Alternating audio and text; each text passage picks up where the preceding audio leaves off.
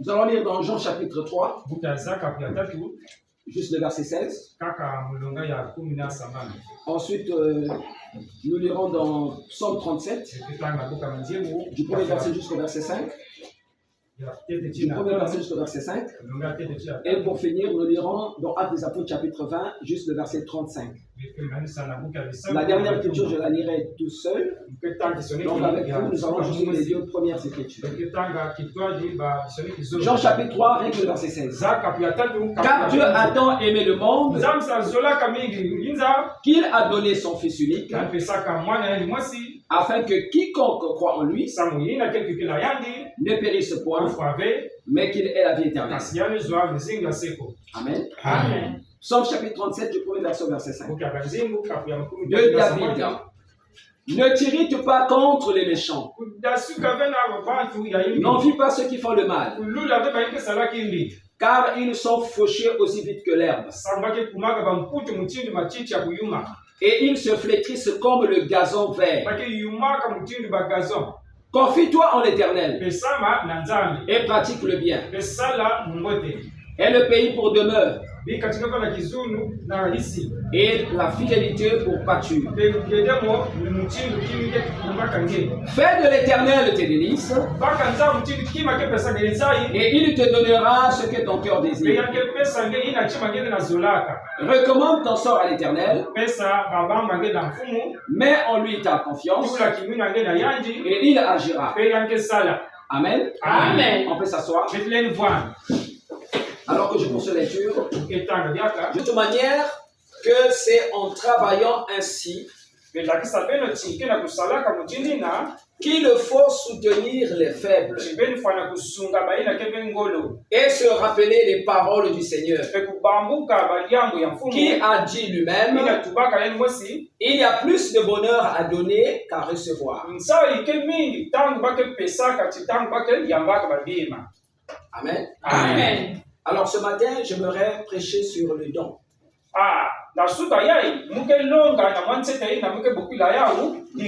Ça c'est notre thème. Et notre sujet, c'est donner fait partir de notre religion.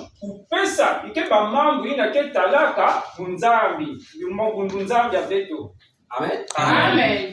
Donner fait partie de notre religion. Ça c'est notre petit sujet de ce matin. Amen. Amen. Parce que la Bible déclare dans 2 Timothée chapitre 3, au verset 2, car les hommes seront égoïstes, amis de l'argent, fanfarons, hautains, blasphémateurs, rebelles à leurs parents, ingrats, irréligieux. Amen. Amen. Et moi, le terme qui m'interpelle ce matin, c'est le mot égoïste. Égoïste. Amen. Amen. Pourquoi ça m'interpelle? Parce que c'est l'opposé de donner. Amen. Amen.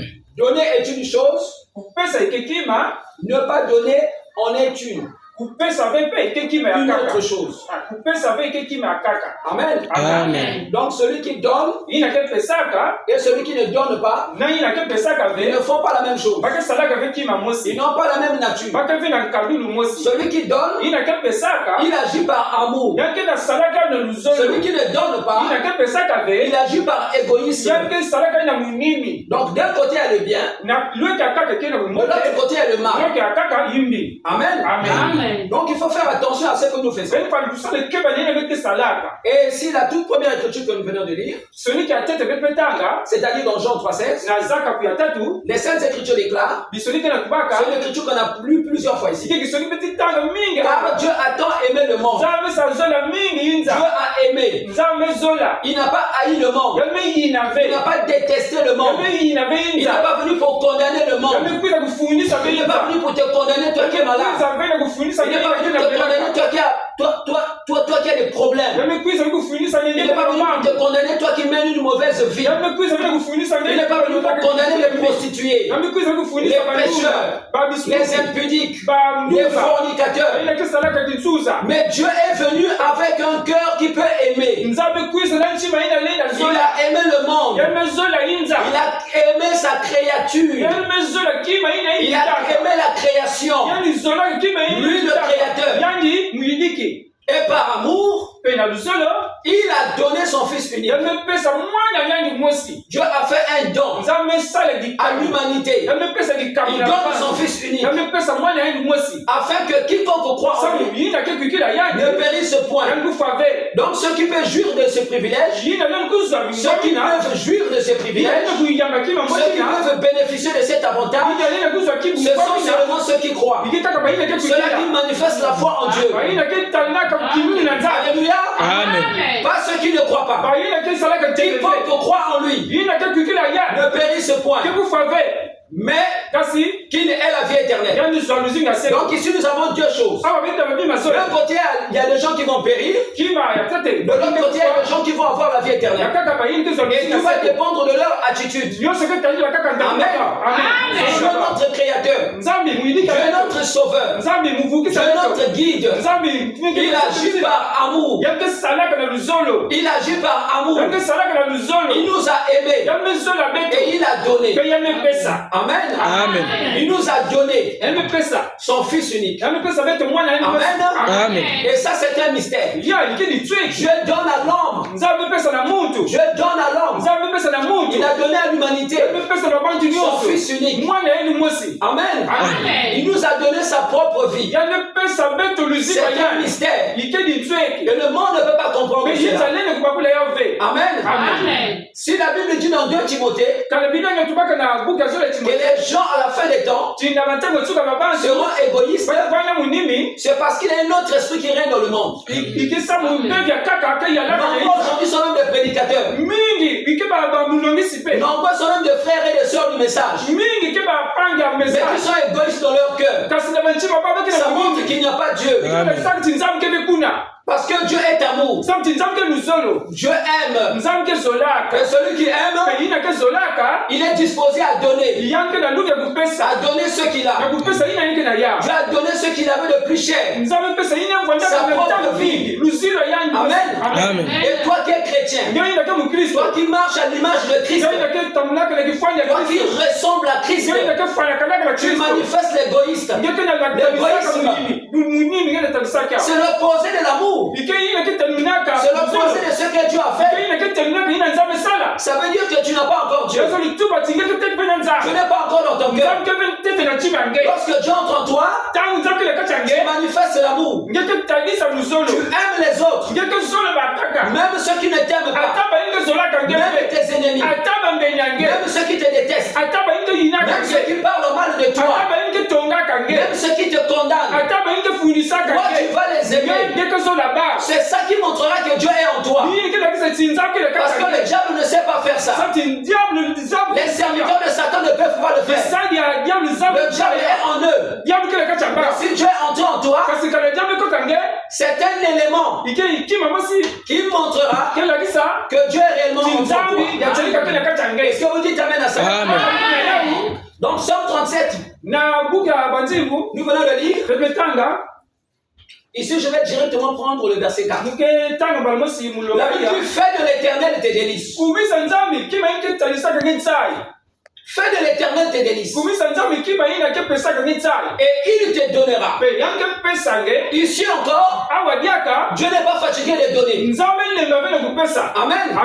Et il va donner seulement à celui-là qui fait de lui ses délices. Dieu va donner à celui-là. Il te donnera quoi? Il te donnera quoi? Il ne te donnera pas la mondanité. Il ne te donnera pas le péché. Il ne te donnera pas l'incrédulité. Il te donnera ce que ton cœur désire. Ce que toi tu veux. Parce que dans ton cœur tu as des désirs. Dans ton cœur il y a une soif. tu as faim de quelque chose, tu veux obtenir quelque chose. Et pour obtenir cela, tu as commencé par faire quelque chose. Tu as commencé par faire de l'éternel tes délices. Voilà pourquoi l'éternel te donnera ce que ton cœur désire, ce que tu veux dans ton cœur. Amen. Ce dont tu as soif, ce dont tu as faim. Amen. Ce que tu espères avoir, Dieu va te donner cela. Et ceci, c'est la parole de Dieu. Tu ne peux jamais faillir. Tu n'as jamais failli. Et tu ne failliras jamais. Les paroles des hommes vont faillir. Ce sont des humains. Amen. C'est la créature. Mais ici, c'est le Créateur qui parle. Si tu fais de lui tes délices, Amen, tu accordes l'importance à sa parole. Tu accordes du crédit à la parole de Dieu. Tu prends soin de la parole de Dieu. Tu ne jettes pas cela. Comme on peut prendre quelque chose, un liquide précieux, et toi dans un récipient qui est troué, ça va sortir. Amen. Tu ne peux pas conserver quelque chose comme ça. Il faut conserver dans un bon endroit, là où ça ne peut pas tomber. Amen. Et conserver dans ton cœur. Dans ton cœur à toi. C'est là où tu vas conserver la parole. La parole de Dieu.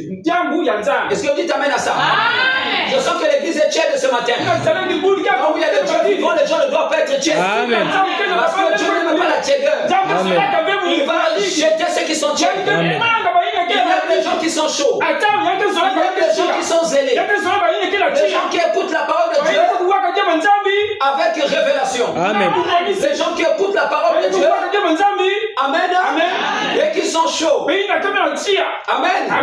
Je vous ai montré de toute manière que c'est en travaillant ainsi qu'il faut soutenir les faibles. Il est question ici de soutenir les faibles. Amen. Dieu c'est le fort.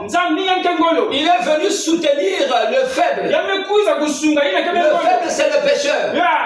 Celui qui est tombé. Celui qui vit dans la mondanité. Celui qui a perdu les repères. Celui qui n'agit pas avec discernement. Celui qui n'est pas intelligent. Celui qui n'est pas sage. Le sage vient à son secours. Parce que le sage est fort. Dieu est fort. Il vient à ton secours à toi. Le pécheur, il vient à ton secours à toi. Le pauvre, l'indigent, le misérable, il vient te secourir. Amen. Il faut soutenir les faibles et se rappeler les paroles du Seigneur. Mon cher frère, ma chère sœur, il faut te rappeler les paroles du Seigneur qui a dit lui-même. Ce n'est pas quelqu'un d'autre qui a dit. C'est le Seigneur qui a dit. Tu me diras, il a dit quoi? Il y a plus de bonheur. Il y a plus de bonheur à donner qu'à recevoir. Il y a plus de bonheur à donner. Et il est question aussi de donner de bonnes choses. Parce que les gens qui sont égoïstes, eux aussi le donnent. Ils vont te donner des bières. Ce ne sont pas des bonnes choses. Ils vont te donner du whisky. Ce ne sont pas des bonnes choses. Ils vont te donner des préservatifs. Ça va t'encourager dans la vie de la sueur. Les hommes qui trompent leurs femmes, ils marchent avec des préservatifs. Et ils pensent que ça les protège. Ça ne te protège pas. Mais au contraire, ça t'expose à la mort. Dieu n'a pas créé le préservatif. Et le préservatif, ce n'est pas une bonne invention. Ce n'est pas une bonne chose. Si tu n'avais pas de préservatif, les gens ne s'intéressaient pas à la vie de la souillure. Les gens ne prendraient pas le risque d'aller avec des femmes. Donc tu ne maîtrises pas la situation sérologique. Tu ne connais pas l'état de la personne. Tu ne peux pas aller avec cette personne. Si tu n'as pas de préservatif, tu vas te retenir. Mais si tu vas le faire, si les gens vont le faire, ils prennent ce risque-là. Lorsqu'on prend les risques, c'est qu'il y a un danger quelque pas. Ceux qui ont fait HSE, ils ont dit la différence entre les dangers et les risques. Les dangers, c'est tout ce qui peut nuire à la vie d'une personne. Le feu peut nuire à ta vie. L'électricité peut nuire à ta vie. Le méthode que tu utilises pour préparer la maison peut nuire à ta vie. Et pour faire un assassinat, on peut utiliser ton couteau de la cuisine. Donc c'est un danger. Ça peut nuire à la vie de quelqu'un. Et quand tu t'approches du couteau, tu prends le risque de te blesser. Donc le préservatif, si les gens prennent ça, c'est pour une mesure de sécurité. Parce qu'ils savent qu'il y a des dangers de l'autre côté. Il y a le danger de prendre le VIH. Il y a le danger de prendre la syphilis. Il y a le danger de prendre la gonococcie. Voilà pourquoi il va prendre le préservatif. Il croit qu'il va se protéger. Mais dans ça, le malin de Satan, il va percer le préservatif. Lorsqu'il sera dans le goût, ça va se percer. Et il va attraper le sida. Il va vivre avec cette maladie. Et lorsqu'il va attraper cela, il va manifester sa méchanceté. Le même Satan qui a fait qu'il puisse avoir ça va lui dire: tu ne dois pas mourir seul. Tu dois chercher des gens qui vont partir avec toi.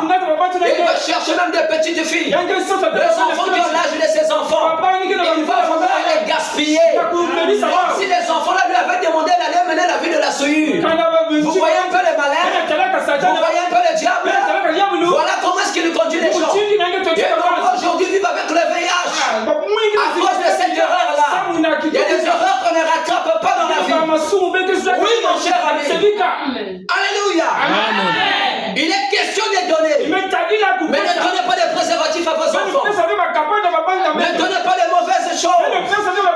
Notre Dieu ne nous donne pas de mauvaises choses. Il a donné la chose la plus précieuse, sa vie à lui. Il te donne à toi.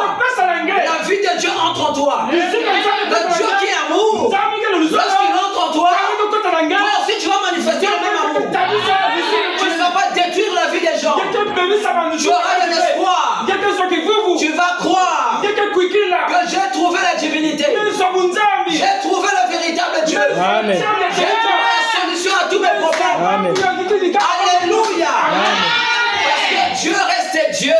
Il demeure toujours. Le même hier, aujourd'hui, éternellement. Il n'a pas changé. Un jour, Dieu avait conduit son serviteur. Il est dans une maison quelque part. Et dans cette maison-là, il y avait une dame qui avait reçu Élie. Et il était arrivé dans un moment de détresse. Il y avait la famine. Et cette femme n'avait qu'un peu d'huile et une portion de farine. Et lorsque Élie est arrivé, il a présenté la parole. C'était pas sa parole à lui, la parole de Dieu. Et Élie, c'était le porte-parole de Dieu. Lorsqu'il est arrivé devant cette femme, il a dit à la femme: je sais que c'est un moment où il y a la famine. La famine est en train de régner. Et la famine est détruite. Mais je suis venu à toi au nom de l'Éternel. Fais-moi d'abord un gâteau. Je vais manger. Si c'était toi ou quelqu'un qui n'a pas la révélation, j'allais dire: monsieur Mengeke gourmand, monsieur Mengeke Moyibi, Mengeke Satou, Mukena Mwana. Il me reste que ça, cette portion de farine et le pain d'huile qui me reste. Que je te fasse d'abord à toi un gâteau. Pourquoi? Il était question de donner. La femme n'a pas résisté. Elle aimait que son enfant. Elle savait que son nourriture, son enfant pouvait mourir. Mais elle a pris la résolution de donner. Pourquoi? Elle a cru que Élie c'est un serviteur de Dieu. Je ne vais pas mourir. J'ai trouvé la divinité, la solution à mes problèmes. Même si je ne comprends pas ce qu'il me dit, mais je vais quand même le faire. Et mon enfant ne mourra pas. Mon enfant vivra. Mon enfant vivra. Je ne mourrai pas. Même si les autres peuvent mourir, ici je ne vais pas mourir. Qu'est-ce que je vais faire? Je vais donner. Je vais donner quoi? Tout ce qui me reste. Mon seul espoir. Cette petite portion de farine, je ne vais pas la garder. Je vais donner à un serviteur de Dieu.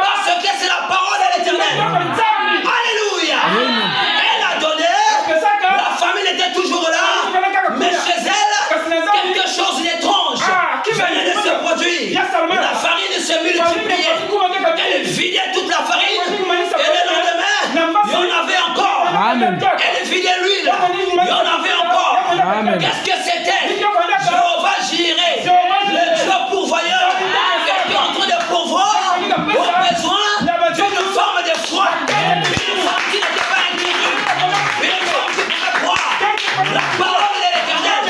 Et Dieu s'attend à ce que toi aussi, que tu crois. Le monde ne croit pas. Si l'Évangile ne croit pas, dans l'Évangile, tu dois avoir des témoins, des gens qui vont croire. Et quand le jugement dernier viendra, il le verra. Les gens la verront.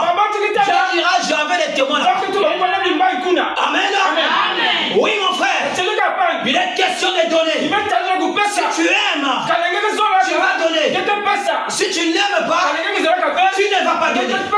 Il y a des gens qui donnent. Des amis troués. Tu donnes aux gens. La nourriture pourrie. C'est ça qu'elle va donner. Quand c'est bien, elle ne donne pas. Elle garde. Quand ça se décompose, c'est là où elle va aller donner. C'est la méchanceté. C'est l'égoïsme. Dieu donne des bonnes choses. Amen. Et veut t'enseigner ce matin sur les dents. Amen. Ce que j'ai fait, c'est pour asseoir la base. Amen. Est-ce que vous avez la parole de Dieu? Est-ce que vous avez la parole de Dieu? Tu t'amènes 3 fois. Amen. Amen. Amen. Le don. C'est quoi le don? Là, je suis dans le dictionnaire. Action d'offrir à quelqu'un quelque chose, de lui en abandonner la propriété. Amen. Tu donnes à quelqu'un. C'est pas non, utilise d'abord. Je prends ça après. Non, dans ce cas, quand tu lui donnes, il n'est pas propriétaire.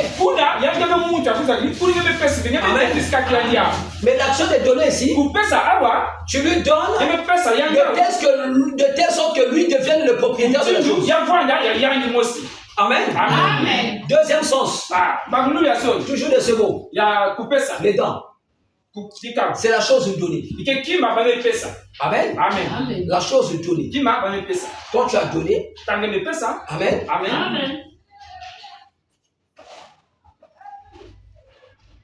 Sans t'attendre à quelque chose.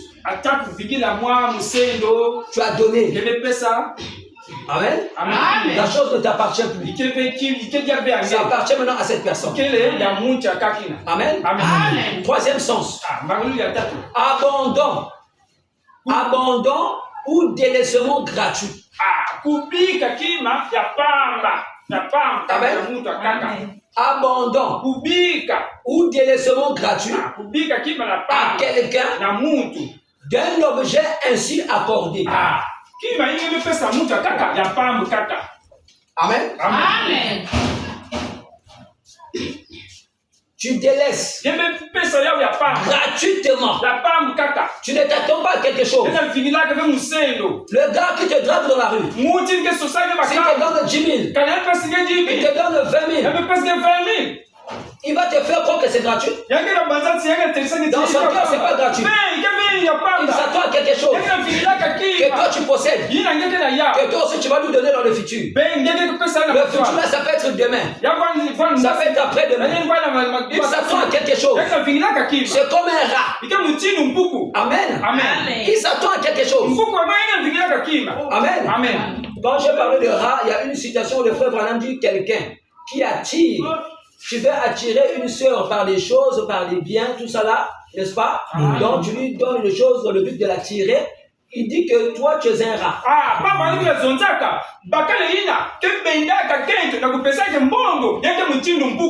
Amen. Tu es un rat. Amen. Amen. C'est dans ce sens que je parlais de rat. Quatrième sens, donation. Ici nous sommes dans les droits. Donation entre conjoints de l'usufruit. Donc des gens qui sont mariés, tel que moi, je suis marié avec ma femme. Vous le savez très bien. Amen. Non, je ne vous rends pas jaloux.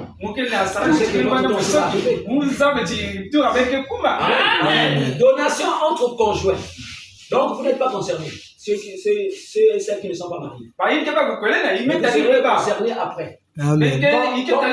Quand vous serez mariés. Donation entre conjoints de l'usufruit de leurs biens. Là, ce sont des termes juridiques. De l'usufruit de leurs biens pour que le survivant en jouisse. Donc, dans le mariage,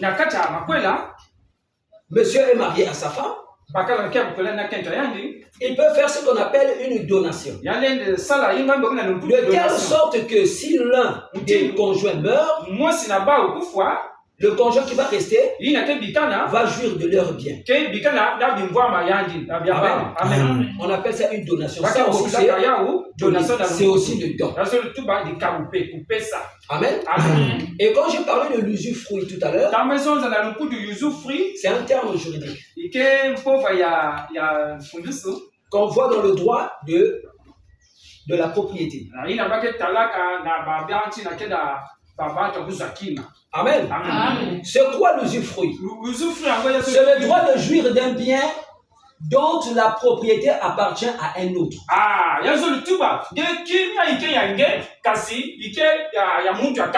Par exemple, le frère lumière prend son téléphone. Il te, je vais dire, prête ça pour que tu puisses te connecter. Parce que tu as quelque chose à faire sur le net. N'est-ce pas? Amen. À ce moment, lorsqu'il te prête ça, c'est pas ton téléphone à toi. Ça ne t'appartient pas. C'est toujours son téléphone. Mais il t'a donné le droit de jouir de ça. Et ça s'appelle l'usufruit.